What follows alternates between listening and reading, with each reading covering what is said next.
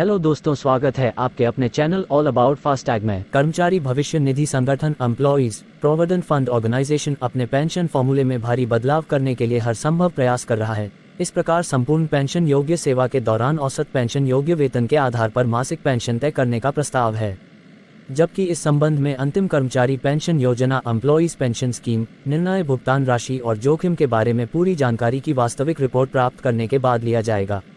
कर्मचारी भविष्य निधि संगठन employees provident fund organisation EPS 95 मासिक पेंशन के तहत पेंशन की पेशकश कर रहा है, जिसमें आप सभी को बता दें कि मासिक पेंशन योग्य वेतन पिछले 60 महीनों का औसत वेतन को पेंशन योग्य सेवा 70 से गुना करने के फॉर्मूले का इंतजार खत्म होने वाला है। अगर कर्मचारी पेंशन योजना एम्प्लॉइज पेंशन स्कीम पेंशन के फॉर्मूले में बदलाव करता है तो इससे मौजूदा फॉर्मूले से मासिक पेंशन का निर्धारण कम हो जाएगा, जिसमें उच्च पेंशन का चयन करने का विकल्प भी शामिल होगा। कर्मचारी भविष्य निधि संगठन employees provident fund organisation Bhanu Pratap Sharma की सेवा निर्मित परिवर्तन कार्यालय में यदि 15,000 रुपये की अतिरिक्त पेंशन समाप्त कर दी जाए तो उनके खातों में यानी 7,500 से अधिक पेंशन मिल सकती है, लेकिन इसके लिए सभी कर्मचारी पेंशन योजना एम्प्लॉइज पेंशन स्कीम में शामिल है। नियोक्ता का योगदान भी बढ़ना बहुत जरूरी है। यदि सभी कर्मचारियों का वेतन 15,000 रुपये है और इसकी सीमा हटा दी जाए और उसका मूल वेतन 20,000 कर दिया जाए तो सूत्र के अनुसार उसे समान पेंशन मिलेगी। 20,000 गुना 30 70 = 8,571 रुपये।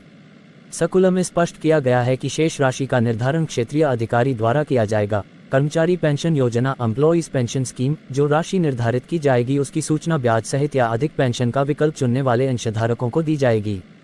कर्मचारी भविष्य निधि संगठन एम्प्लॉइज प्रोविडेंट फंड ऑर्गेनाइजेशन इसमें आगे बताया गया है कि प्रिंस भोगियों के सदस्यों को पैसा जमा करने और फंड ट्रांसफर के लिए सहमति देने के लिए 3 महीने तक का समय दिया जाएगा।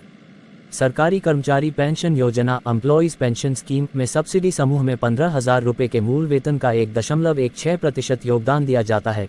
कर्मचारी भविष्य निधि संगठन एम्प्लॉइज प्रोविडेंट फंड ऑर्गेनाइजेशन की सामाजिक सुरक्षा के लिए सभी कर्मचारी इस योजना में 12% का योगदान करते हैं। EPS में 8.33% अंशदान काटा जाता है। शेष 3.67% कर्मचारी भविष्य निधि में भेजा जाता है। अगर कर्मचारी EPFO के BF अकाउंट में 12% का योगदान देता है तो उसी नियुक्त व्यक्ति का 12% योगदान 8.33 SDPS में चला जाता है।